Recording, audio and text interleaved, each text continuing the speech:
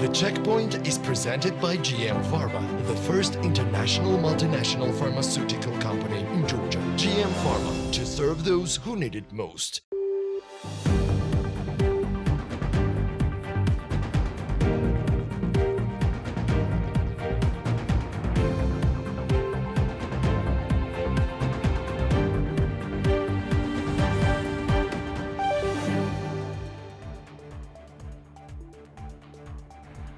McDonald's Georgia opened another new restaurant in Tbilisi on the Kakheti Highway. The investment volume totals 7 million lari. As the founder of McDonald's Georgia, Temur Chqonia, said during the opening of the new facility, the project fully meets the requirements of the circular economy and green space occupies 70% of the restaurant's area. McDonald's Georgia published 2021 financial report. The total income of the company amounted to 136.5 million lari, up by 44%. The company improved its profit and generated a net income of almost 18 million lari last year. The chain of McDonald's Georgia is represented by 20 restaurants, a logistics center and baking enterprises. The group employs more than 1,400 people. Black Sea Arena applied to the procurement agency to implement a simplified purchase of insurance service due to the bad weather in order to cancel 9 events in case it needs it. The company pays up to $49,000 for the insurance of financial losses caused by bad weather. The period includes from July 31 to August 25. As per explanation card, Black Sea Arena Georgia makes a simplified purchase due to the fact that the events are planned in Ozurgeti region in the village of Natanebi in an open space, and the mentioned region is characterized by heavy rains. The purchase of insurance is conditioned to avoid financial losses. The main goal of Qatari, an Israeli international investment fund established in Georgia a month ago, is to position the country as a creative hub in the world. Sergei Gvarjaladze, director of development of the fund in Georgia, said, in order to fulfill the international development goals, Qatari plans to study the creative industry in the regions of Georgia and get to know potential partners. The director of the fund's development notes that Qatari will continue to implement the planned events. This is The Checkpoints, the only English language program in Georgia. I'm Elena Gvangelashvili, author and host of the show and the executive editor of Forbes Georgia. The Checkpoints team is ready to provide you with the news and analysis on business and economics in Georgia and beyond. 2 ambassadors have said goodbye to Georgia since their term has expired. Ran Gidor, an Israeli diplomat who previously served in the Central African Republic and Equatorial Guinea, replaced Shabtai Tzur, who had served in the role of the ambassador to Georgia since 2016. Ambassador Ran Gidor had always been stressing the importance of deepening trade relations between Georgia and Israel and was very keen on showcasing Georgia as the country worth traveling to. Here is Ambassador Gidor's farewell speech to Georgia.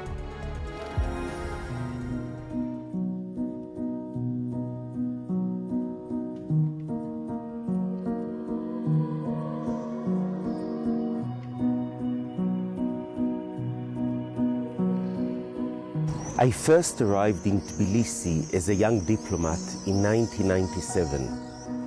Of course, back then the situation was very difficult. There was hardly any electricity, water or heating. But even back then, it was impossible not to fall in love with Tbilisi and Georgia. I returned 20 years later as the ambassador of the State of Israel. And now the situation was drastically different, a different country altogether. Thank you so much to all the hundreds of Georgian people who welcomed my family and me into your hearts, your arms, your homes. We were touched by the experience of being here. I have a little daughter, Tbiliseli Gogo, who was born here. Her name is Emily, and she's a Georgian citizen. Now, sadly, after 2.5 years, it's time to say goodbye and go back to Israel. My family and I are grateful to all those wonderful Georgian friends that we've met here. We will never forget you, and we will miss you very much. And I hope that as many of you as possible will come and visit us in Israel. Didi Madloba.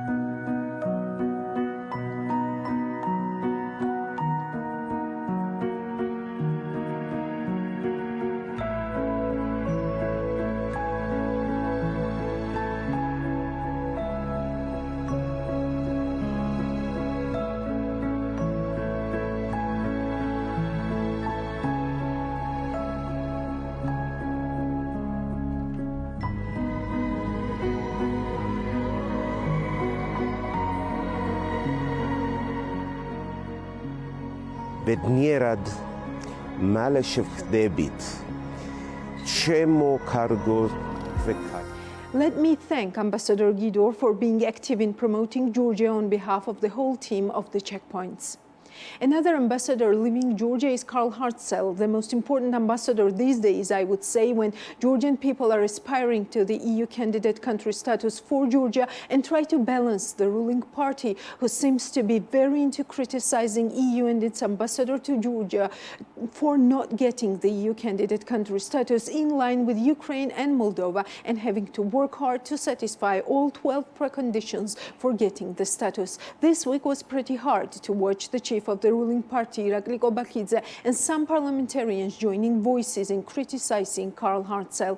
As the EU's top diplomat in the country, Ambassador Hartzell oversaw the bilateral relationship between the EU and Georgia and the work of the delegation, including political and economic affairs, as well as cooperation. He represented the presidents of the European Council and the European Commission and worked under the direct authority of the High Representative for Foreign Affairs and Security Policy in implementing the EU's foreign policy. Here is Ambassador Hartzell's farewell speech to Georgia. Kamajoba, the time has come for us to leave after 4 unforgettable years here in Georgia. 4 years for which we are deeply grateful. It has been fantastic for us to experience the warmth and kindness of the Georgian population, those we have met here in Tbilisi and around the country. Thanks so much for inviting us to be a part of Georgia, as Georgia will always be a part of us. Georgia is a wonderful, unique country. You are standing on the shoulders of giants, your ancestors who fought for your country, its traditions, its culture, its language, its heritage. Last month, the European Union recognized Georgia's European perspective, Georgia's belonging to the family of European nations. Of course, you already knew that Georgia was a European country, and so did I and many other friends of Georgia. But still, the significance of this formal recognition of Georgia as a potential future member of the European Union cannot be underestimated. While we see the struggles that still lie ahead, we feel privileged to have witnessed this historic moment, with the conviction that you will succeed in seizing the opportunities it offers. Not only because you have proven so many times in history that you will not accept to be held back, but because Georgia is resting on Europe's foundation. You have even been part of defining what today are called European values, and you have it in you to contribute to making Europe even stronger. The energy and spirit you have here is breathtaking. And when the day comes that all this energy is projected in the same direction, you simply will be unstoppable. Until we meet next time. Zalian didi madloba sakatuelo, hvala pristris.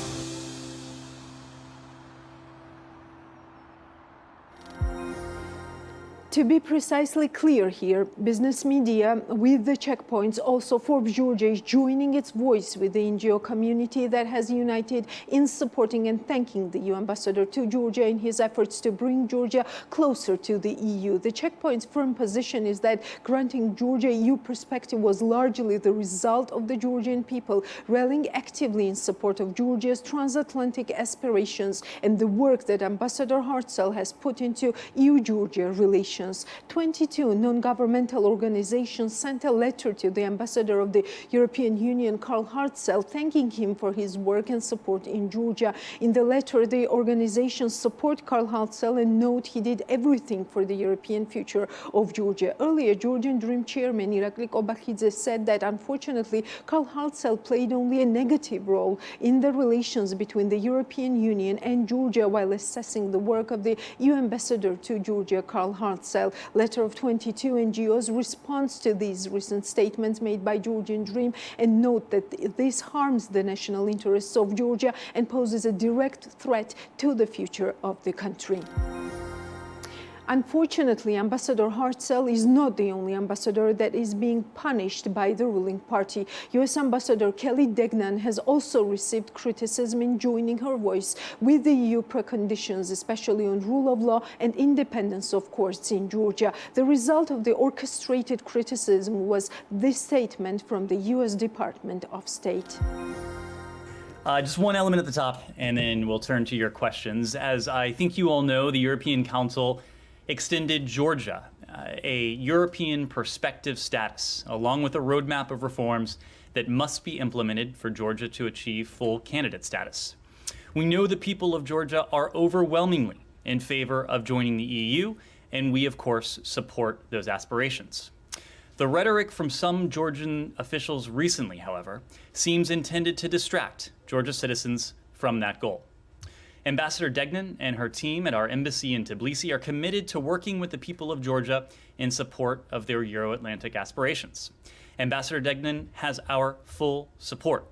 Disinformation and personal attacks on Ambassador Degnan or her team are not consistent with how partners communicate with one another, and we will continue to focus on supporting our shared goals. We have worked shoulder to shoulder for 30 years on democratic reforms, economic development, and security cooperation. This remains unchanged. Today, the United States is working with our allies and partners to bring an end to President Putin's war in Ukraine as quickly as possible and to secure a peaceful future for the entire region. The United States supports Georgia's sovereignty and its territorial integrity within its internationally recognized borders, and we continue to support peaceful efforts to end Russia's occupation of 20% of Georgia's territory. Here again, let me be precisely clear that the BMG team and the checkpoints condemns the hostile comments towards Georgia's main strategic partner, which has proved many times its loyalty and support to Georgia, and that's the United States of America. Actually, such sad moments in Georgia's history and challenges to its transatlantic aspirations, which, by the way, drives not only the political security of Georgia, but also its economic welfare, make me seriously consider what the editor-in-chief of Forbes Georgia, Georgi Sakadze, often tells me, half joking, that there are moments when Georgia does not deserve such a Western, wealth-oriented publication as Forbes Georgia. Well, maybe, but we do acknowledge our responsibility toward our readership that totally deserves it, and let me present to you the new Forbes Georgia edition for you to enjoy and use as a guide to your success. In today's world, finding something good is a great rarity, and people who are good at it are hunting for only the best. There are the words of Ukrainian businessman Sergei Panchenko, the creator of Georgian Black Gold Caviar, Admiral and Pen Caviar. In our country, he is known for the creation of a premium quality Georgian Black Caviar and has the ambition to become the key to the development of Georgian aquaculture and the entry of local sojourner caviar into the international market. Why did he choose Georgia aquaculture, and what path did he take? The businessman talks about this and other issues in the profile edition of Forbes Infrastructure. So Georgian Black Gold is the main story of the current month's issue. So in the third issue of Forbes Infrastructure, you will read about the EU's energy independence figures, which is demonstrated in numbers, charts and infographics. How are countries divided according to energy dependence and what will happen in the future? Who managed to save the most amount of money in government procurement? And what are the main challenges in infrastructure and hydropower in Georgia? We have discussed the main issues with the industry specialists and market players with the usual analytics. Also, we have summarized the world's largest oil and natural gas companies. You will also read about the companies that consume the most electricity in Georgia. As for the green economy, we have also summarized the important news of the past 6 months in the world. And one of the greatest groups in Georgia which actually implement green solutions is Tegeta Holding. That's why Forbes Infrastructure has interviewed Vahdan Kajarava, CEO of Tegeta Holding, about the company's eco-strategy. In the new profile edition, you will also read about the constructions of the Kakheti Highway, the plans and prospects of the Russian multimillionaire Chichvarkin and energy-independent Georgia. So join us, ask Forbes, send us your thoughts, comments and be successful. We will be focusing your attention on a specific business right now. Our reporter, Georgi Aronia, interviewed Payzy. Pitched as Stripe for former Soviet Union countries, Payzy takes the region's fragmented payment solutions and unifies them into a single payment platform. Payzy is so successful that within a short tenure since its launch, Payzy won the competition organized by 500 startups and managed to get selected by the world's leading startup accelerator, Silicon Valley-based Y Combinator. Just recently, Payzy announced a partnership with Caucasus Auto Import, a company that in 2021 achieved a turnover of 1 billion GEL. Interestingly, there are only 2 companies in the world that sell cars online with the debit card: Tesla and Caucasus Auto Import. The latter is executed via Payzy's payment processing platform. Payzy is one of the most successful Georgian technological startups. There is no doubt about it. Yet Payzy is not only successful but has enormous potential. Would it become the first Georgian unicorn? Only time will tell us. Today I'll be talking with Payzy's co-founders and co-CEOs Gega Tsurtsumi and Kakha Gelashvili. Greetings, gentlemen. It's a pleasure to host you here. Thank you. Let's begin with the recent partnership you announced with Caucasus Auto Import. How big of an opportunity is it for Payzy? First of all, thank you for having us, and good luck to this program. Thank you. It's interesting because partnership with Caucasus Auto Import, which is one of the largest companies both in Georgia and the region, has been very interesting because it's a base for what we kind of preach. We're saying that we are here as a payment service provider to solve the problems that businesses have. And me and Kakha have always been preaching that, and we are trying to be on the front line to develop technological solutions in regards to financial technologies and specifically in payments in support to the needs that businesses are having. And what happened in the case of Caucasus Auto Import was that after the war started in Ukraine, SWIFT transactions via bank transfers, let's say, were limited to control the cash outflow of the country. So Caucasus Auto Imports, one of the largest markets was Ukraine. Of course, due to war, the sales dropped for a bit, but in May they saw huge demand for second-hand cars. At that point, every transaction for every car couldn't have been processed via national bank, right? So they had issues and they had to go through different challenges how to accept the money so that they could deliver the cars to their buyers and dealers in Ukraine. At that point, we intersected and we provided a solution of link payments with which they can easily sell their cars via card networks, in this case Visa or MasterCard, which has not been limited. And this was a good case and general case study how swiftly can a technological business support another very established and fast-growing business in this environment. I wanted to ask about your expansion strategy. You mentioned Ukraine. How did the war affect your expansion strategy and your business in general? Business-wise, it's an interesting case as well. We were talking about it. When we were in Y Combinator, our partners in YC, this was more than a year ago, were pushing us to go after Russia, after Russian market, because it was the biggest target market in our region, which we were targeting, the former Soviet Union. Now, at that point, we selected Uzbekistan, which was third largest country in the region with highest potential of growth. And partners in YC were kind of disappointed because they wanted us to go for the largest market, but looking in retrospect, I think we made the right decision. We got really lucky with our decision because because they were pushing us for the largest market in post-Soviet countries. Of course, we didn't want to go to Russia because we didn't have the resources to work there yet. But we could choose second largest market, Ukraine. But saturation of Ukraine market pushed us to the emerging market, and we saw huge opportunity in emerging markets like Uzbekistan. So what are your results in Uzbekistan? It's been several months since you began your operation. Well, yes, so we started our licensing and company establishment procedures in September. By the beginning of March, yes, we were already live in Uzbekistan, and we are already serving our merchants there via local card networks and Visa, MasterCard international transactions. Because, for example, we have a very interesting case that largest flower delivery platform, largest flower shop of Tashkent is receiving payments through PayZ, and people there are buying from international cards are processed by only PayZ in Uzbekistan. Yes. Was it difficult to find relative partners in Uzbekistan? Well, for us to find a partner, for us, in our case, partner is a bank, local bank. So us being a Visa Everywhere initiative winner and Visa introducing us to the banks, it helped us really, very much, because it was like when we first time we went to meet banks in Uzbekistan, Visa organized for us meeting with every bank who had Visa and MasterCard acquiring, and we meet with them, and it took us 2 months to have our sub-acquiring agreement and start our operations there with bank. Gega, how different is Uzbekistani market compared to the Georgian market?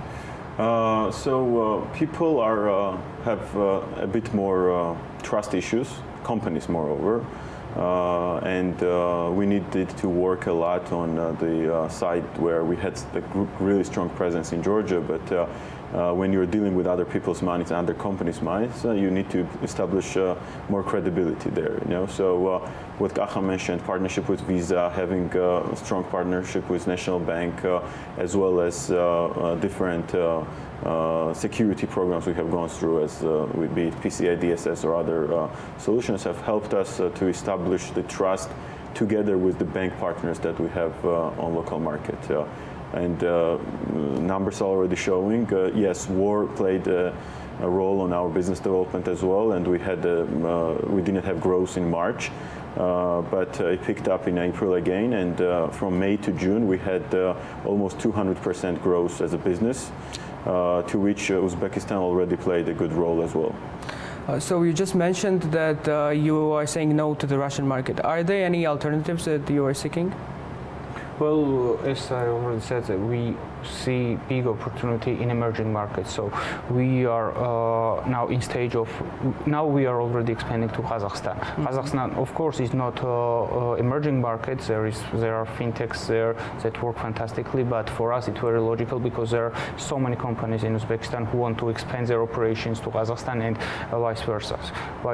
So our next market, we are seeing opportunities to go to Turkey, for example, to have this region and together, and Central Asian region together, or even Pakistan. Pakistan is very interesting market with a population of more than 220 million, and there is huge opportunity to create payment services. What are your short and long-term goals in terms of exploring more markets? How many clients do you want to achieve, and what is the turnover that you're looking for? Well,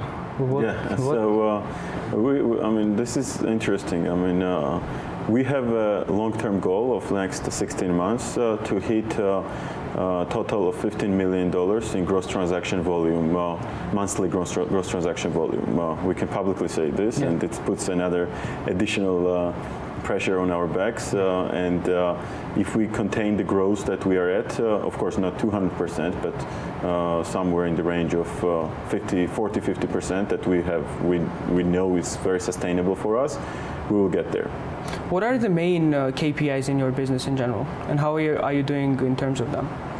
Well, main KPIs are gross transaction volume, merchant distribution, what kind of partners we are serving, how many partners. It's not like that we are one solution for one company, but we are providing different kinds of tech solutions for many different kinds of businesses, and that's what we believe we strive in a lot. Revenue, of course, and is a take rate. Take rate, yes. Take rate is very important, and we are always working to optimize it to have, because this is very low margin business, payment services, because there are so many stakeholders in the process of payment processing. So and so many options as well.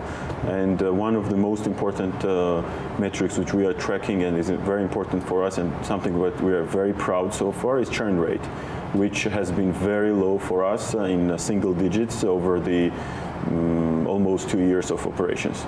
What sort of clients do you work with? Do you work with usually startups and small to medium enterprises, or big companies as well? We believe that for startups, we are the best partner because we have same mindset. We are always there for their support. We are a startup ourselves, and we have gone through a lot what other companies are going through, and we adapt very fast to their business needs. That's main point. So we could say that for our go-to-market, startups, we believe we should be 100% their solution. Now, SMEs as well, in many cases, prefer to work with us in most markets that we operate in. But the next stage for us, and we are already there technologically as well as customer support-wise, is to start serving the largest companies. Enterprise clients. Yes, tech companies as well. And Caucasus has been a good validation for that as well.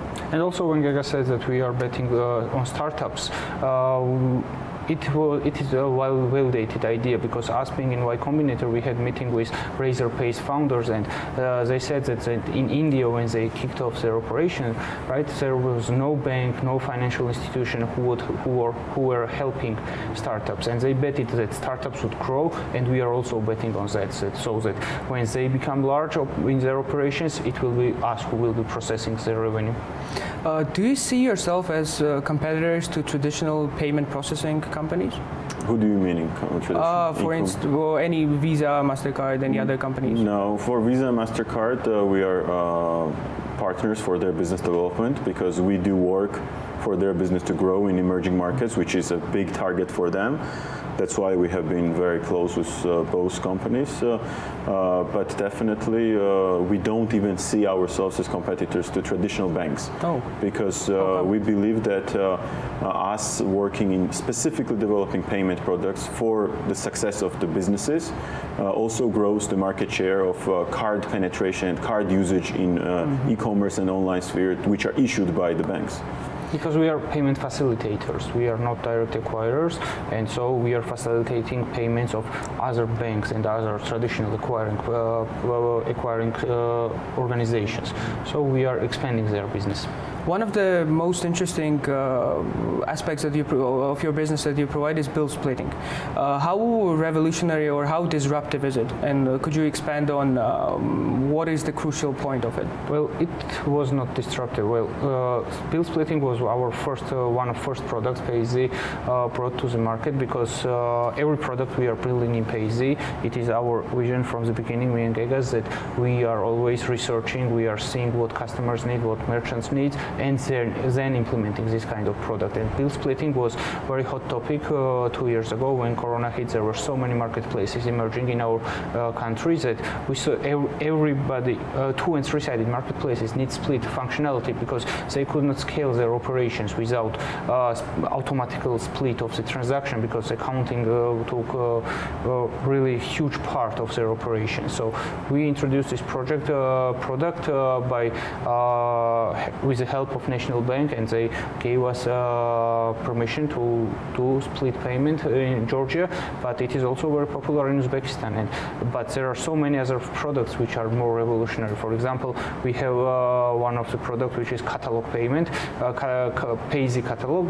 This product gives ability to people who don't even have website to start their sales online, right? Yes, and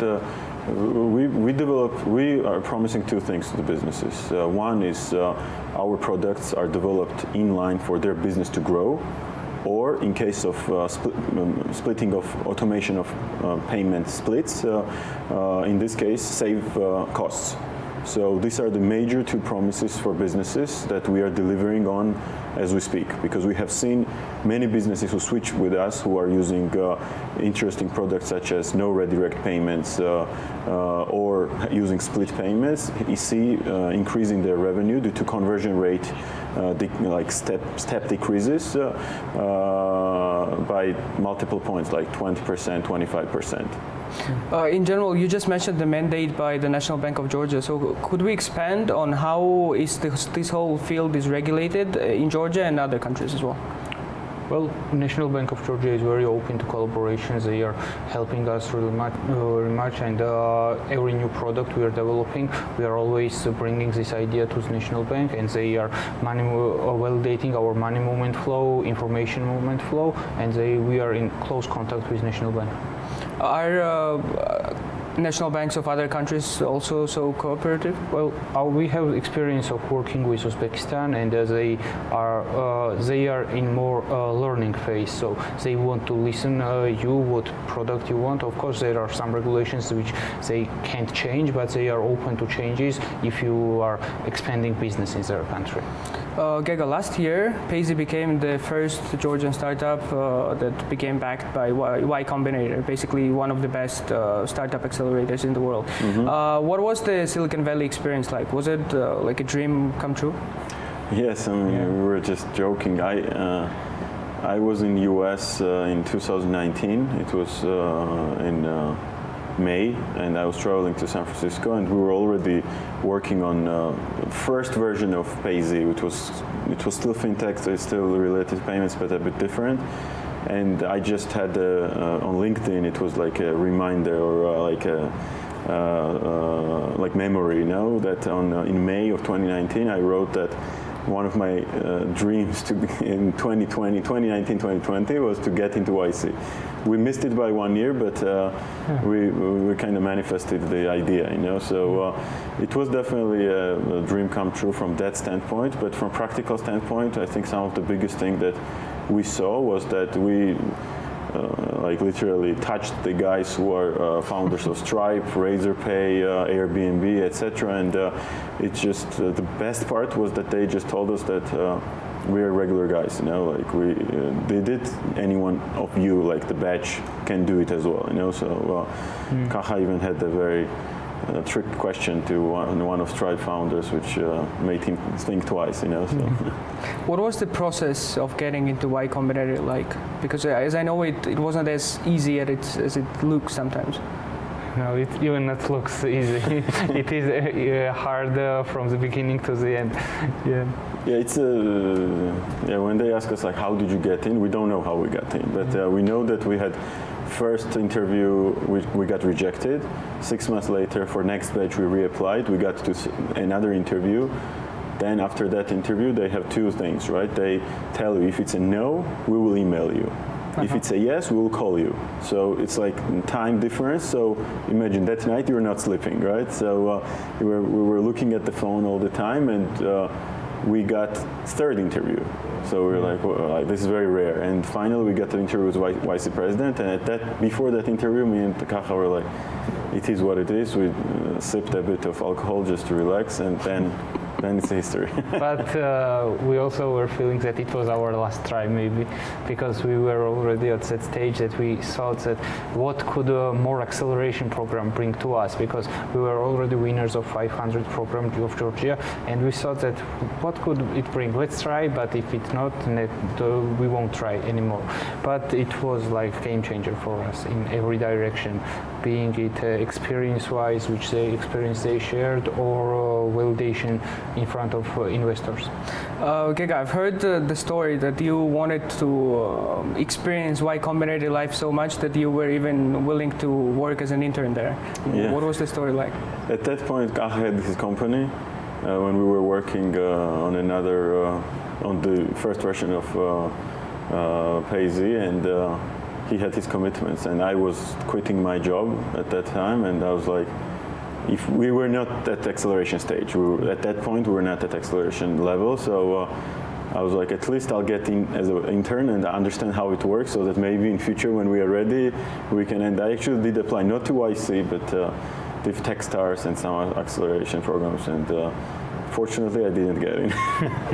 Yeah, I want to ask you about the type of investors that you have. Are they more individual, tech-oriented, or you have some institutional investors as well? We have all kinds. I mean, we have several institutional investors who are able to back us all the way from like seed to IPO, who are funds, of course, very prominent funds. But we also have individual angels who we very specifically, I mean, they selected us, and then we selected them as well. Be it ex-head of engineering hire for Dropbox, who is amazing support figure for us, ex-COO of Venmo, and many other relevant people who bring very specific resources and knowledge to us when we need it. Well, the last question I want to ask is, and I don't know any of you can answer, will Payzy become the unicorn? Well, that's the plan. Yeah. I mean, we hope we can do, or we believe we can do IPO, you know, and it's our goal. But on the way, if being a unicorn is something, of course we will take it. Yeah. Thank you very much, guys. And briefly, some more business stories from the Checkpoint's Business Wire, thanks to our reporter Natia Taktakishvili. State-owned hotel Borjo Milikan International has published its financial report for 2021. According to the document, the company received an income of 30 million GEL last year and a net profit of 8.2 million GEL. For comparison, in 2020, the hotel has a loss of 4.6 million GEL. The company's income increased 3 times compared to 2020, which was caused by increased load of the hotel. In 2021, the facility served a total of 55,000 guests, which was 2 folds up compared to the previous year. The hotel's occupancy rate stood at 52% last year, which is 2.5 times higher compared to the rate of 2020. In 2020, the hotel's assets were 38 million GEL, which increased to 50 million GEL in 2021.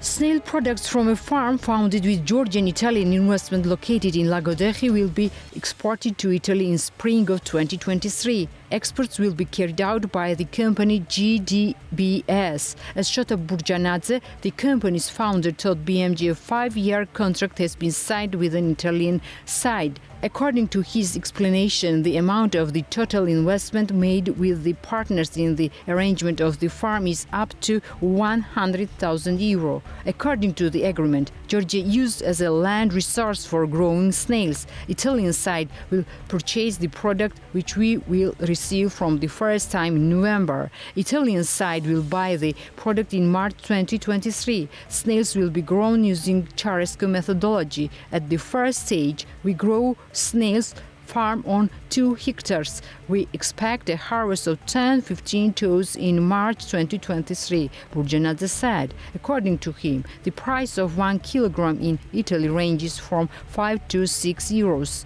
This product will be sold not only in restaurants but also in the warehouse chains and small markets, explained Burjanadze. McDonald's Georgia opened another new restaurant in Tbilisi on Kakheti Highway. The investment volume totals to $7 million. As the founder of McDonald's Georgia, Temur Chikonia, said, the new project fully meets the requirements of circular economy and green space occupies 70% of the restaurant's area. The new McDonald's facility was opened within the frame of the circular economy, which implies efficient production and the use of solar energy. In addition, electric car chargers will be arranged in the car parking area. When Tbilisi City Hall handed over the territory to us, we organized the project in such a way that it occupies only 30% of the total area and 70% is green. Greening, waste recycling is the philosophy of city planning and we are part of it, said Temur Chikonia. The founder of McDonald's Georgia also mentioned that the company plans to open 4 more new facilities in Tbilisi. Pharmacy chain Impex is building a logistic center on Kiziri Street in Tbilisi. The warehouse will be built in full compliance with international standards.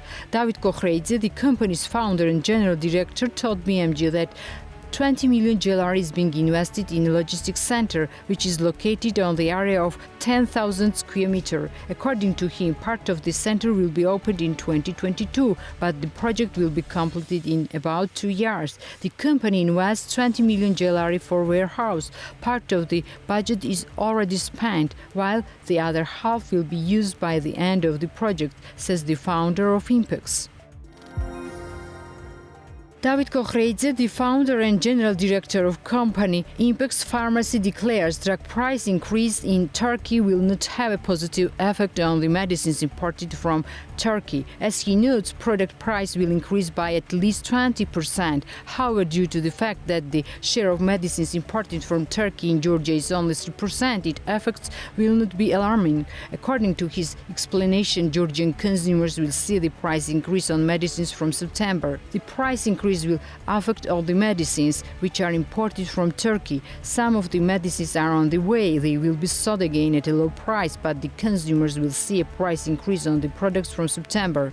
Now the state will have to develop a similar project throughout Europe so that we can import even more cheap European products, notes the founder of Impex Pharmacy. On July 20, Eurowings has performed its first direct flight on the route Stuttgart-Tbilisi. Flights will be operated twice a week, every Wednesday and Sunday. Until recently, the German low-cost airline Eurowings only operated flights on the Düsseldorf-Tbilisi route. Nowadays, 3 airlines, Lufthansa, Condor, Eurowings, operate regular flights from Tbilisi International Airport to Germany with 4 international destinations. Businessman Roman Pipie plans to sell Dinamo Tbilisi and holds negotiations with investors regarding this issue. It's not yet known who will be the new owner of the football team. According to the 2021 financial statements published by Dinamo Tbilisi, the assets of the football team amounts to $13.9 million. In addition, according to the financial report, the club's liabilities are $16.5 million. As of the document in 2021, the club received an income of $13.1 million. According to the financial report, last year the club spent $5 million on player salaries and benefits, personal expenses via $4.8 million and other operating expenses via $4.5 million. Overall, Dynamo Tbilisi ended last year with a profit of 5.9 million gelari. Georgian-Polish company Agromas Decor started producing blueberry seedlings in Sartichala village of Gardabani municipality. The company has invested more than 500,000 for setting up a blueberry nursery, including Rural Development Agency has allocated more than 300,000 gelari for funding the project. Blueberry seedlings are growing in the nursery created with Georgian-Polish investment and financed within the framework of the state program. New gardens in Georgia are grown mainly with imported seedlings, but it's important to have a nursery that will supply the market with locally produced seedlings, said Ilya Tamarashvili, director of Rural Development Agency. 40 local people are employed in the nursery, where 200,000 seedlings of 4 varieties of blueberries are produced. And before we say goodbye, let us reach out beyond Georgia and evaluate a more global trend, that is gold and inflation. You may read a very interesting piece by our thought leader with international work experience and fluency in several languages, including Japanese, Rainer Michael Price, who has many different roles, including CIO, investment advisor, asset management strategist, and financial columnist, and specializing in global macro, asset allocation, investment advisory, fund management, investment research, wealth management, strategic and tactical asset allocation, trading and investing, emerging and frontier markets, technical analysis. Conventional wisdom says that gold is the anti-dollar. That is, whenever the greenback is strong, gold is weak, and vice versa. Gold prices react inversely to US dollar real yields, but gold is not about inflation on its own, and it's not about interest rates on its own, but it's about the relationship between the two. This is just one excerpt from a very interesting piece on BMG English. For more, here's a very interesting talk of my team, Georgi Sakadze, Georgi Tolordava, and Luka Lekveishvili. Let me thank guys for working hard for the checkpoints. So, Michael, thank you so much for your time. Again, always pleasure to host you through the Forbes Talks on our BMG platform. What are your general thoughts about today's stock market and the global economy? What is happening around? It's been a while. We've been talking about this, and it's a difficult time for the global economy as well. Yes, I mean, look, I think it comes down to two things. It comes down to this question of valuations. What valuation is a fair valuation in this new changed global world order? And also, more importantly, from a central bank perspective, the question that many economists and also investors have: can the Federal Reserve Bank in the United States or even the ECB, can they anchor inflation expectations? Because you see, unfortunately, as you might have seen in some less developed countries, you have a true inflation crisis. For example, if you look at the small island country of Sri Lanka, the official name of the country is called the Socialist Democratic Republic of Sri Lanka, right?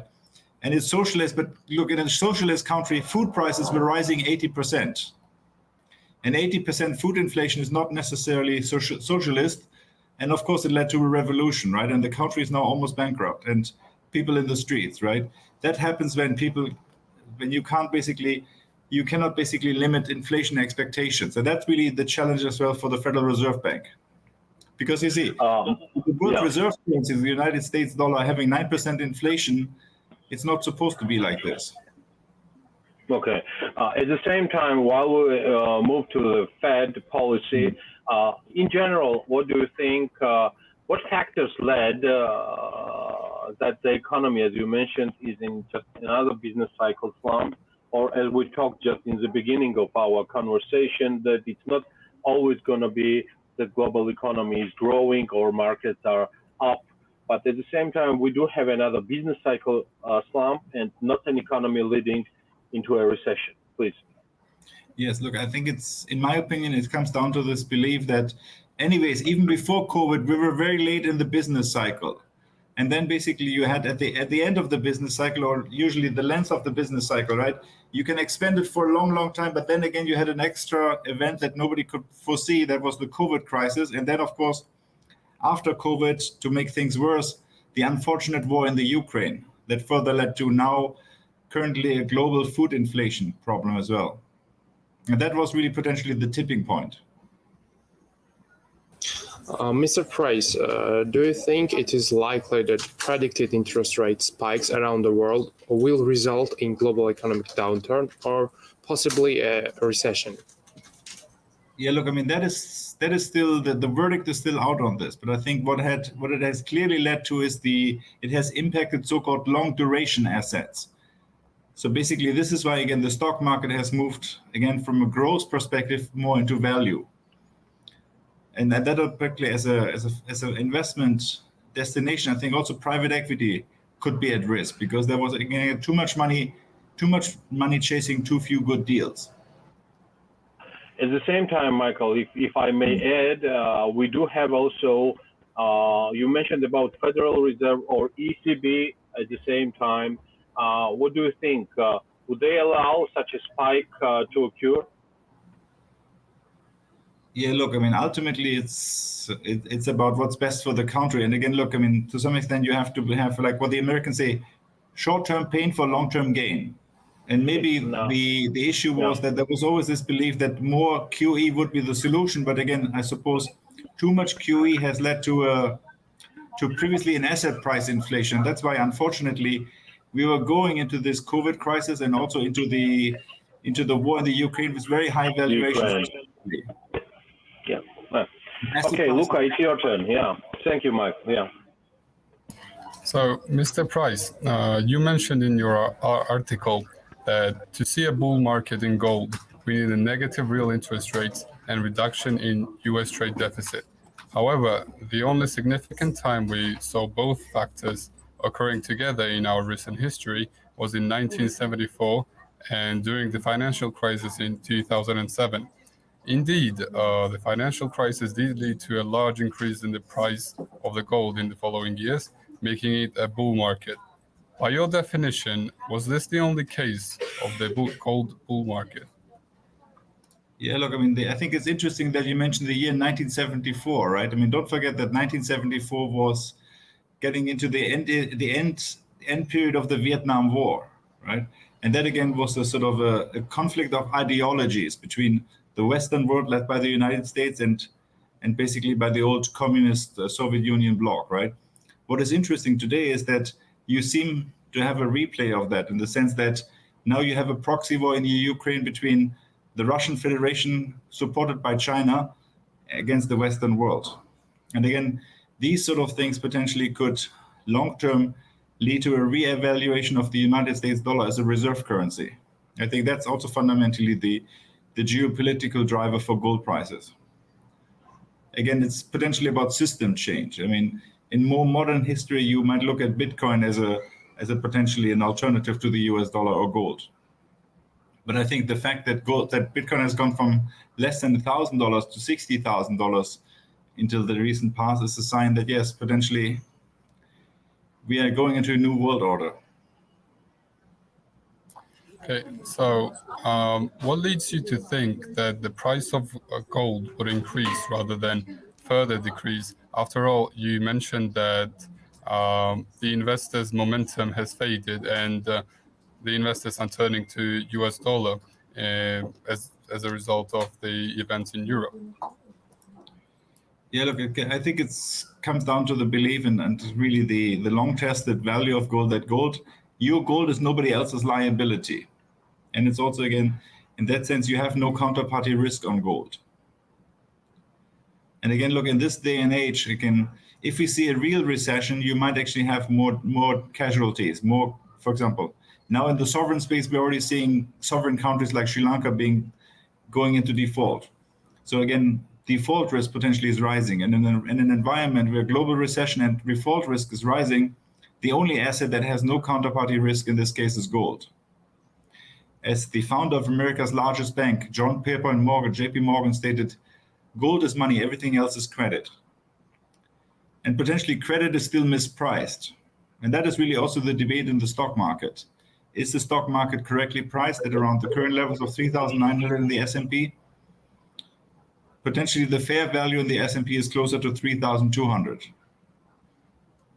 on the S&P 500. Thank you, Michael. Next question from Georgi. Please, Georgi. In times of high rates, investors usually choose to invest in US dollar, and in times of low rates, they tend to choose the stock market. In your opinion, when is the optimal time to invest in gold? I mean, on a tactical basis, I think it is even today the optimal time. But ultimately, don't forget, the reason why gold doesn't pay you an interest rate is because you don't have any counterparty risk. Look, I mean, there was a time when the United States dollar still paid a meaningful interest rate before QE brought rates to zero and before even the United States went the way of Japan. So this idea of a zero interest rate world, right? I mean, when I grew up, when I was potentially your age, I still remember most countries in the world still had a real interest rate. Recently, people have forgotten what an interest rate is. Interest rates in America also went to zero, don't forget. But I think what's also important with regards to your question is that in that sense, the markets have changed. For example, the Japanese yen, which for many years was a zero yielding currency, and it was a funding currency for investments around the world. Even though Japan is highly indebted, the currency was very strong. This time around, and this is why potentially this cycle is different, the Japanese currency has actually collapsed against the US dollar. Historically, during times of crisis, the Japanese currency behaved like the Swiss franc. The Japanese currency was considered a safe haven currency. Now, this time around, Japan's currency has actually collapsed. But again, gold and Japanese yen has strongly outperformed. So also for global investors, it's important to not just look at gold versus the United States dollar, but gold versus their own currency. Yes. Can we consider gold as a hedge against inflation, and would you recommend it? Yes, I think the honest answer, it depends on time frames, because short term, gold is under a lot of headwinds because of the belief that if the Fed would raise rates aggressively, gold becomes on a short-term basis much less attractive, and hence it leads to selling pressure in the price of gold. However, longer term, gold, like real estate and even equities, are an inflation hedge. So I think this is really the debate in the market. It's about the time frame. Also, one question about inflation hedges. Can we consider any other alternative assets as a hedge against inflation? For example, as you mentioned, cryptocurrencies, for example, Bitcoin or Ethereum? Yes, but having said that, and this is potentially the disclaimer, Bitcoin and cryptocurrencies is still very much a philosophical and an emotional debate, significantly. I think it is not so much about inflation, it's more from a market dynamics point of view. It was about market liquidity, because that's usually the concern. If the US dollar rises too rapidly, it leads to a liquidity crisis in the world.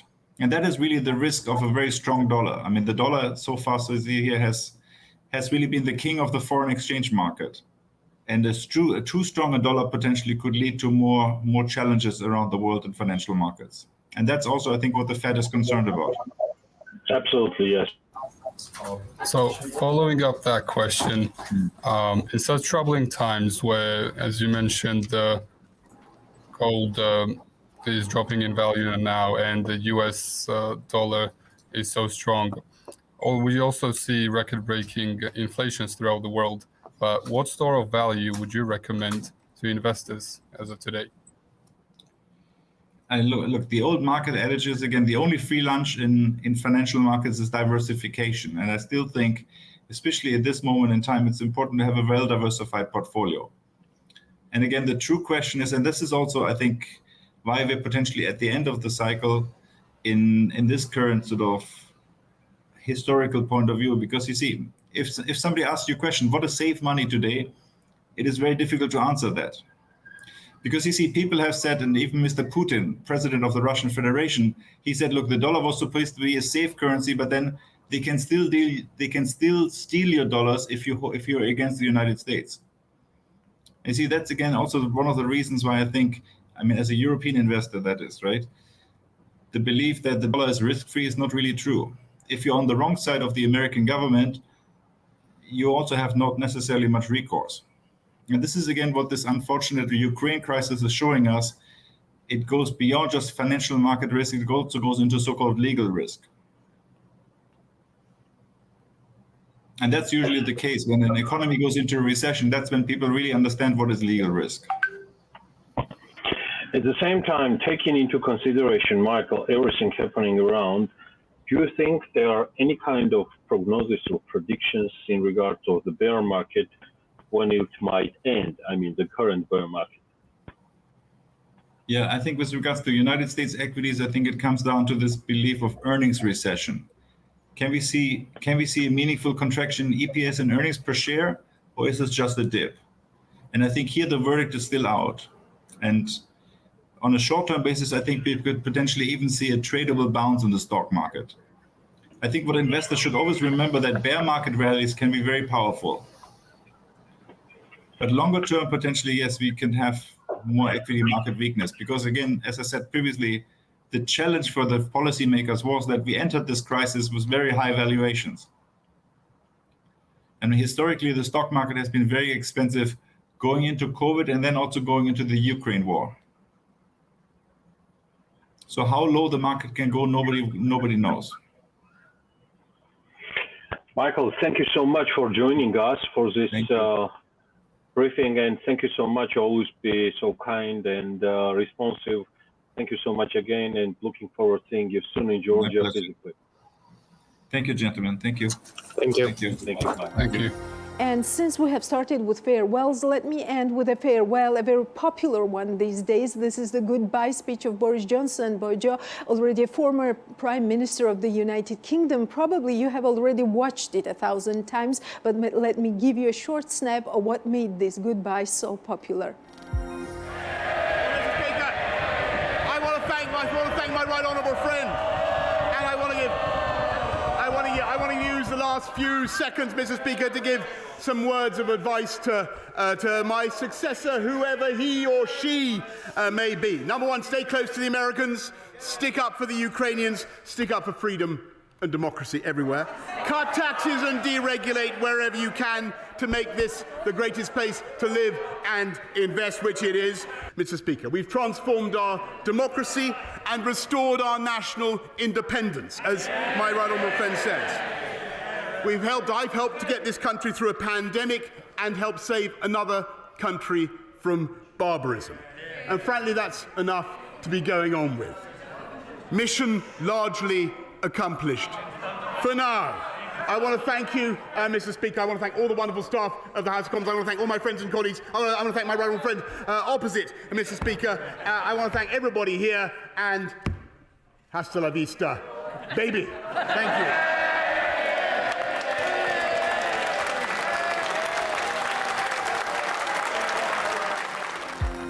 Hasta la vista indeed, just till next Sunday. Before that, follow us on bm.g and forbes.g. And remember, this is The Checkpoints.